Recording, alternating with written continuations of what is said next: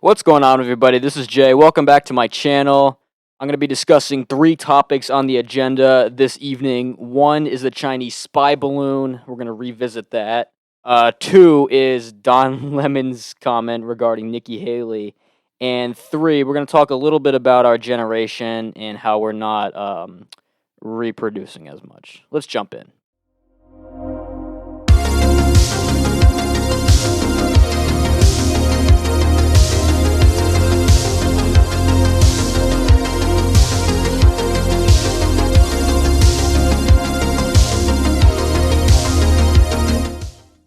Okay, so the Chinese spy balloon. As I'm sure you're all aware of at this point, the Chinese spy balloon is something that was discovered over Montana, and then we just didn't shoot it down, and we finally did shoot it down a week or so ago, and we're still scrounging for the remaining parts of it.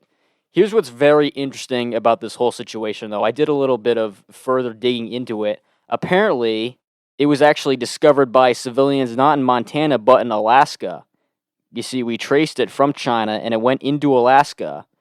And let me tell you something. It's awfully concerning that it goes from Alaska through Canada into Montana, Nebraska, Kansas, and it goes all the way over to the East Coast. It traveled the entire continental United States. Can you imagine the amount of information the balloon picked up? Literally, we have like nuclear missile sites in Alaska, in Montana, in more of these rural states.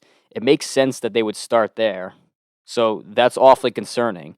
But the thing is, I don't understand. I mean, one of the things that I find awfully fishy about this whole situation is how we waited an entire week. I said in one of my videos that it was only a few days. It was actually at least an entire week that thing was airborne until we actually did shoot it down off the coast of South Carolina. One of the disturbing things about it is either our government is very inept, didn't know what to do. We were scared. Oh, is it going to hit civilians? What's the response going to be from China? It's almost like we froze. We were too petrified. But one of the other things I think you need to consider is the fact that there's this flimsy rumor out there that there were 3 other Chinese spy balloons during the Trump administration, and we didn't even know that they were airborne. We never even found out about them. It was only leaked until we shot this one down. In fact, there was a second one over Latin America just recently. Now, I find it concerning for 2 reasons. One, which this would be really bad if our government had no idea that these spy balloons were airborne over the United States, and that we just didn't know. We're the number 1 superpower in the world. We have amazing intelligence, and yet China has out-intelligenced us by literally having weather balloons floating over our land and just us not noticing. And then not only that, but then to do it again and have civilians notice it. That's one thing. That's that's very inept by the government. That'd be awfully concerning if China was doing this and getting away with it. Secondly, why is this? I think we should seriously be thinking about this. Was this set up purposely so we could make a move against China? Here's something to think about. I don't mean to play Mr. Conspiracy theorist here, but perhaps were we conspiring, let's say with the CIA, we were purposely claiming that these Chinese spy balloons were going throughout our land and using this as an excuse to act against China because they're being more aggressive towards, say, Taiwan, and then we'll have our allies will militarize their bases even more. It's just something to think about. I don't know, because this whole thing with there being spy balloons before, civilians noticing it, the balloon not being shot down. I mean, a lot of it just doesn't make sense to me. And my theory. I mean, this isn't my actual theory. I'm just kind of throwing this out there because, I've done a lot of research on the United States and the CIA and how they've sort of planned things and they've kept it behind people's backs. I mean, it's silly to say that the government would never commit a crime, and it's even sillier to say that the government would never lie to us. So that's something to certainly to consider. Another thing that's concerning about the situation is we could have played right into China's hands. If we had shot down the balloon itself could have actually picked up intelligence on the missile that we were firing at it, and which could be sent over from the balloon to, like, really soon to Chinese intelligence. I'm not sure exactly how it works. I can't explain it very well, but that's also something to consider. Again, there's still a lot of unanswered questions about this whole spy balloon situation. If there were even any other spy balloons, what was the one doing over Latin America? China, I mean, I think they were certainly lying about it. I think it's no accident that these weather balloons were the fact that they let two out in back-to-back weeks is extremely fishy, and the fact that we did nothing about it. I mean, it doesn't add up. It doesn't make sense. Anyway, so that's that. I love to hear you guys' thoughts regarding that situation. All I know is I think it's important. I want to actually, you know what? Before we move on to another subject, I want to make these remarks. China they're sort of, when it comes to China's long-term plans, as you guys know, China and our relationship with the US and just the West in general has gotten very sour within the past few years. You know, we sort of had a trade war going on. We've had COVID-19 and now this. I think China's playing the long game. There's this doomsday theory about China's 2049 grand scheme plan, and that we're playing right into it. And I think maybe the spy balloon situation, I'm not sure how it fits into the equation, but it's one of the many puzzle pieces that China is putting together in order to become the world's biggest superpower. So that's awfully concerning as well. Spy balloon, if I were you guys, I would certainly do some research on it. I certainly look into it. Because it is certainly something that we should be concerned about. It's not just something that our intelligence agencies should be brushing off, being like, "Oh, well, this is a weird thing. We should remember this, okay?" Because you never know. China's got some very strong AI. They've got a lot of intelligence. They've got a lot of those microchips, and they own, like, I think well over 10% of our debt now. You know, everything we get from China, it's just we're they're almost there with us. They're getting close. They're playing the long game, and it's very scary, I believe. Okay, so I talked about that a little bit more than I wanted to. Let's move on to another subject. Okay, so Don Lemon, the anchor for CNN, made some rather snarky remarks regarding Nikki Haley's presidential run this coming election cycle. Now, just to briefly say what I think about Nikki Haley as a presidential candidate, I think she'd be all right, I guess. I mean, I certainly wouldn't vote for her in the primaries. She is, however, anti-Biden and anti-Trump. She's kind of flipped on the whole Trump thing. I think she's got mixed feelings about him, but she's certainly anti-Biden. And she's sort of pressing on the fact that she's revivifying the role of president of the United States, how she's like a young, strong woman, and we got a bunch of skeletons running for president right now. We got Trump, Biden. It's like everybody's basically on their deathbed at this point. Everybody who's in office, there's no retirement for these people.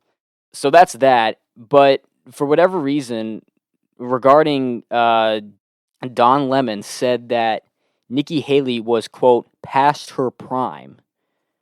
So she's 51 years old, right? Which overall, I mean, that's 51 is certainly not young by any stretch of the imagination. And when you think about women in their prime, you think about them being like late teens, 20s, maybe 30s.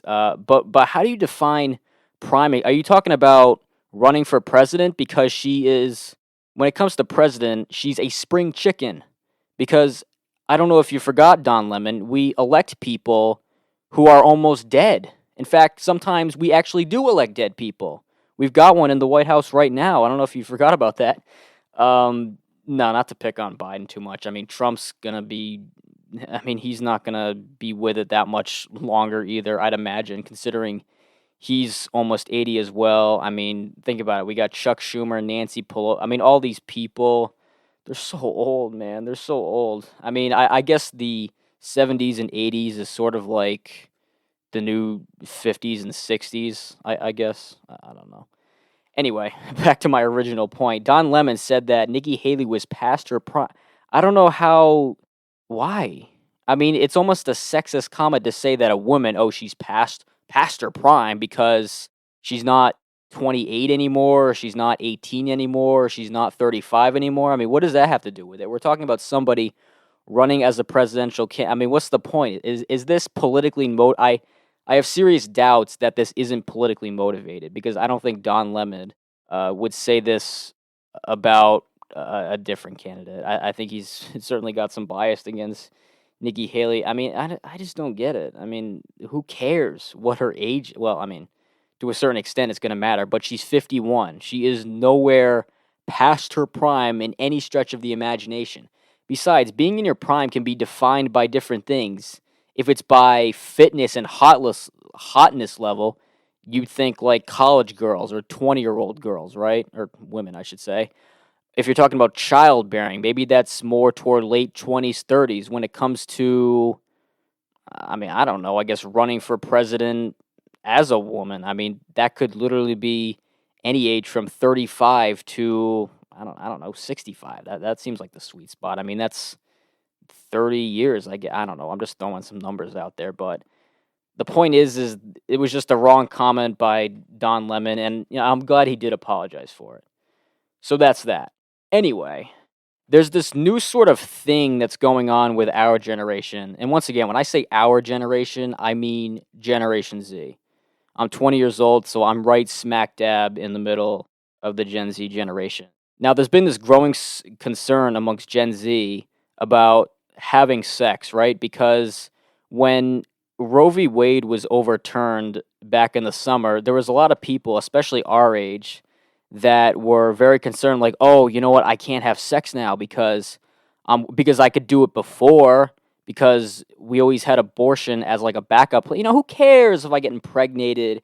We could just abort the baby. Now, let me tell you something. That's never an appropriate mindset. You should always have protection, whether abortion is an option or not. I mean, abortion in itself is terrible, whether you agree with it or not. I mean, you should always be careful because, I mean, God forbid, if you do get pregnant, even if you don't want the child, I mean, abortion is still a very tough thing, a very painful thing. It's an emotional thing. It's a huge decision. There's going to be a lot of people that frown upon it. And if you do then end up not having an abortion and deciding to hold that baby, it's hard. I mean, especially for Gen Z people right now, ones that are in college. I mean, literally, we're in college right now. There's no possible way for a woman and whoever or her partner to raise a baby in college. I'm not saying there's women that can't do it. I'm just saying it's extremely hard.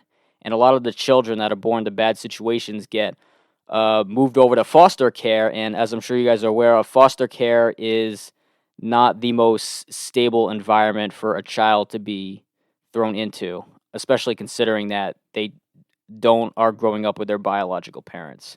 I think if there's a good outcome that came from it, I think it's the fact that Gen Z, our generation, is trying to be more sexually conscious. They're not like, oh no, I can't have sex because this, and that. And I think it's a good thing. I mean, I'm not somebody who is in favor of promiscuity. I mean, at the end of the day, I mean, people are going to do what they want. I'm okay with it. I know people that are promiscuous, and I'm not in favor of, but I'm just like, you know what, fine, do whatever you want. I don't care. But Gen Z, there's now this thing where people are saying like we just don't have sex now. It's hard for me to believe that has mostly to do with Roe v. Wade. I think a lot of it has to do with social media. I think a lot of it has to do with the fact that we're sort of less, because one of the things I notice with our generation is that people sort of talk less. Like they're in a class, they're not talking, they're on their phones. It seems like people are just more sort of kept to themselves, which honestly I don't object to that much because I'm just not that type of person. When it comes to being in public, I'm just not that open with people. I just sort of do my own thing.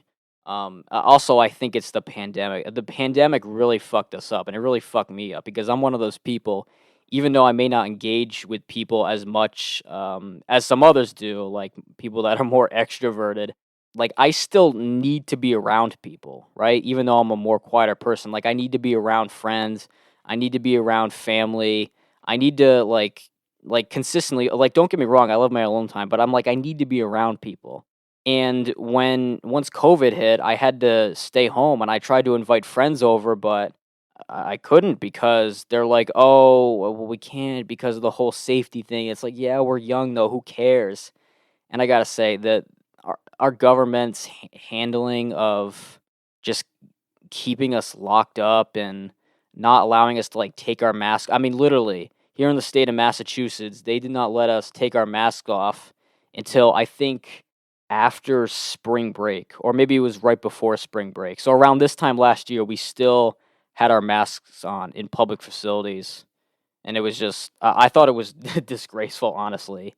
They should never have. I mean, we're young people, we're fine. They should have never have kept us locked up. I mean, they were still there are still, if I'm not mistaken, schools in LA that are still masking up for, like, young children, and I mean young children, like elementary schoolers. You know, we just there was a lot of things we did wrong with COVID. We shouldn't have kept schools locked up nearly as long as we should have. I mean, you have to get back to normal eventually. I mean, human relationships are very important. They're very important. I think that's one of the reasons that people our age aren't engaging as much. They're not dating as much. And honestly, I'm not that much opposed to it until it becomes an issue to where you actually have an issue engaging in with people in general. Like, I'm not in favor of the dating culture right now. Quite frankly, I've never dated anybody, and I have no intention to in the near future just because of how it is right now, and just because I'm very busy right now. I don't have a lot of time to date people. Anyway, I hope you guys enjoyed this video. I hope I gave you some things to think about. Make sure to comment your thoughts and feelings. Thank you so much for watching. Like this video, subscribe, and I will see you all later.